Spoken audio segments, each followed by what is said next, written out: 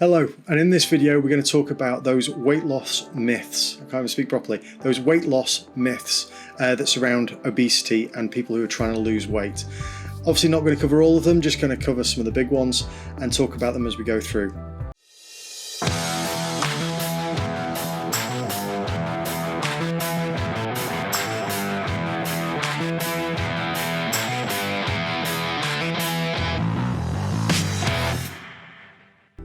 My name is Mark and I'm here to help you live a better, healthier life. My goal is to help as many people as I can get into shape and improve their quality of life. Now, if this is your first time here and you want to learn more about practical and effective ways to improve your health, your fitness or your overall wellness, or if you're just interested in expanding your knowledge about fitness and nutrition, start now by hitting the subscribe button and notification bell so you don't miss any of our future videos ever again. And now, without further ado, let's jump right in.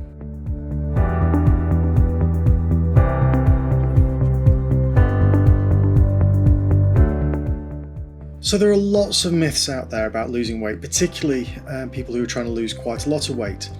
But before we go into those, just a quick one. The CDC says if you are gaining weight, you are eating more calories than your body is using.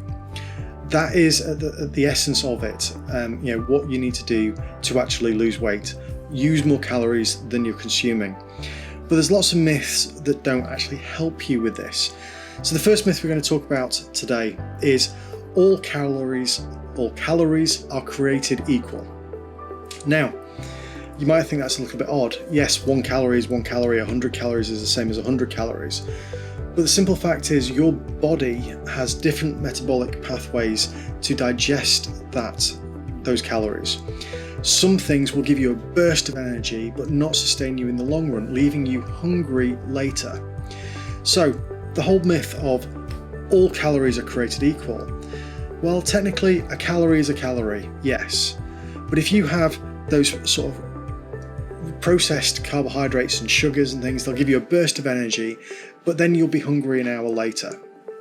The simple fact is that having a bit more protein in your diet can boost your metabolism and actually suppress your appetite going forward. Whereas having those refined carbohydrates and sugars, those will give you a burst, but will leave you wanting to eat again an hour later. So, are all calories created equal? Purely on a sheet, yes. 1 calorie is 1 calorie. But when you're looking at your diet, don't just think about the number of calories. Try and think about how that's going to make you feel and how that's going to keep you going for the morning, the afternoon, the evening, the day. If you have lots of sugary things, lots of simple carbohydrates, it has a different effect on you and your body and how long you're going to last. The second one I want to talk about is losing weight is linear. If you take in less calories, your weight will go down in a steady line over time. The fact is, it's not. Anybody who's been on diets and adjusted their lifestyle to actually lose weight will know that they have good days, they have bad days. They have days where they weigh more, weigh less, but it's all about having a trend. I know I take my weight most days, but I only really pay attention to the one at the end of the week. I know that on any given day, depending on how much water you're drinking, depending on whether you've been to the loo, how much exercise you've done, all those things will have an effect on your weight at any given time. You can vary 5 or 6 pounds in a day, depending on where it is in the day, how much you've drunk, how much you've eaten, etc. So although feel free, like I do, to have a weigh-in most mornings, try and stick to the same time so it's roughly regular, but don't look at the day, if you're a pound up today than you were yesterday, don't overly worry about it too much. If you've changed your lifestyle to get everything else right and you're in a calorie deficit, over time your weight will go down, but do not expect to see it go down in a line. Weight loss is not linear. It really isn't. It's one of those things that just be prepared for that. It will adjust over time. It will go down over time, but it won't go down in a nice, neat, straight line. I wish it would, but it doesn't. Okay, the next one. Obesity is a matter of willpower, or lack thereof. Now, while I have to say, I confess, my willpower on occasion over the years has not been the best, otherwise I wouldn't be, sitting here today. I have binged on all sorts of other things, but there are actually medical conditions that could affect certain people, from PCOS through to leptin resistance. There are lots of things out there that can have an impact on the size you are. And that's not, a rationale to say, I'm this way because I'm medically this way. We've all contributed it. I know I have. I've contributed to my size over the years. My willpower has gone at times, and I've binged on all the wrong things in all the wrong volumes, and just put on lots of weight. But it is not as simple as saying that you are that way because of a lack of willpower. There are people out there, and you may well be one of them, that has different disorders that can affect the way that they put on weight, the way that their body uses up energy, and the way it stores it. There are lots of things out there that can be a contributing factor. When you see somebody who is obese or morbidly obese, it is not necessarily down to it's just a lack of willpower. From depression and everything else, there are mental and physical rationales behind it that can be a contributing factor. So, for yourself, it's one of those things that willpower, you need it, yes, but it's not the be all and end all. Obesity is not only about willpower. There could well be medical underlying issues that, see a doctor, get some advice. There are lots of places out there you can look for help. Obesity is a climbing problem in the world. And it is one of those things where there are lots of companies out there, lots of doctors who are really trying to do their best to support people who want to lose weight. You just have to want it.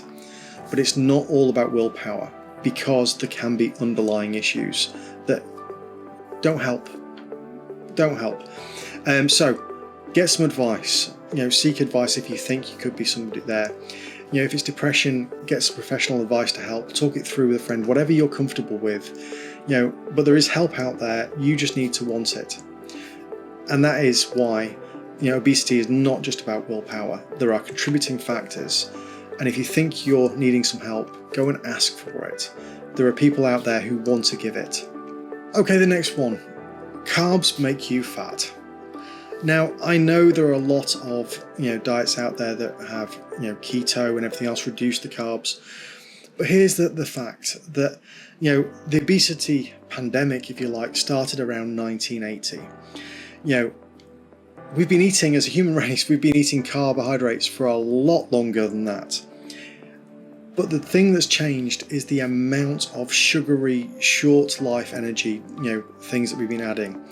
I saw a stat somewhere that said that in America in the 1930s and 40s, the average American consumed about 3 pounds of sugar in a year. The most recent data says that the standard average American eats about 80 pounds of refined sugar per year. That has to be a contributing factor to where obesity is. But that is not to say that carbs make you fat. It is one of those things. I choose to have a lower carb diet because that suits me and my body type. I don't have the willpower to do the keto and stick to it for long enough for it to make sense. But it is one of those things that think about what the carbs are that you're eating. Can you get the wholemeal-y type carbs, the seeds and all the rest of it?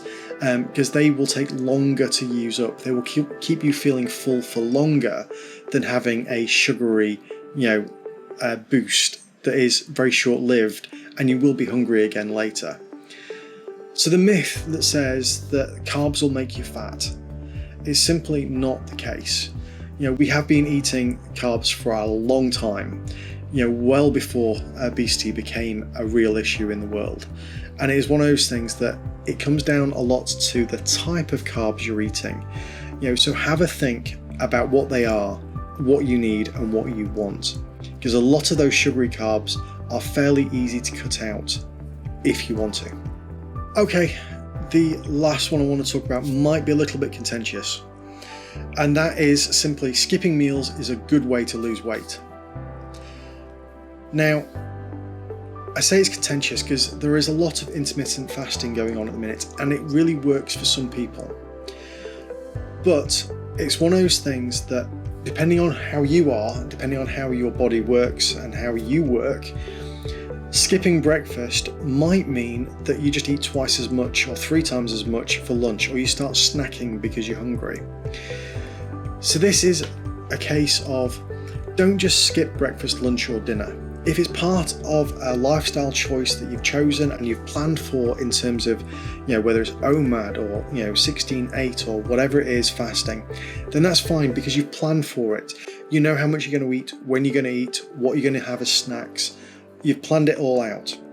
But just missing breakfast because it'll lose weight may well cause you to eat more in terms of snacks and food during the day than you would have done if you'd had something to have for your breakfast. So on the surface of it, skipping meals is a good way to lose weight. It's not true. If it's part of a planned lifestyle choice, with your intermittent fasting, then I'm all for it, because if it works for you, that's great. But don't just wake up one morning and plan to skip breakfast, because you will find you'll eat more in snacking and other meals because you're hungry because you missed breakfast. So make it a deliberate choice. Don't just skip it. Don't just go, I'm not going to have lunch today. I'm going to work through lunch. I'm going to do some exercise. I'm going to go for a walk. If your normal day has breakfast, lunch and dinner, then have your breakfast, lunch and dinner, unless you plan it and plan what you're going to eat in order to miss out that meal because you're going to go on to intermittent fasting. So that myth for me is one of those things that, skipping a meal is a great way to lose weight. It really isn't. If it's planned as part of intermittent fasting, if it's planned as part of your routine, then great. That really works for a lot of people. It works for me as well, right? But don't just skip it for skipping's sake, because that way will lead to you eating more snacks, more food later on the day, and ending up eating more in terms of calories than you would have done if you'd had your full meals. As always, if you've enjoyed this video, please do hit a like on that. It helps with the YouTube algorithm, and leave a comment in the comments below and let me know what you think about these myths and any others that you've got. And the last thought for me, it's not particularly a myth, but it is something that has been talked about at length and people have asked me about. Slimming pills, are they safe to use? The honest answer is some that are just a little bit of caffeine can be fine, but it all depends on you and your body. I know some people who are, get the jitters and the shakes from having a little bit of caffeine. So having a pill that contains lots would be really bad for them. Get advice, get professional and medical advice, and really think twice about whether you need to go down that route. It's not something I would ever advise. I confess it is something I've tried in the past, and it's not something that I'll be doing again. So please be careful with that, because it is something that can have a real impact on your body, your lifestyle, and can do real harm if you're not careful and unlucky or medically predisposed to it. So please do that with a massive pinch of salt. Be careful. And with that said, I look forward to seeing you in the next video.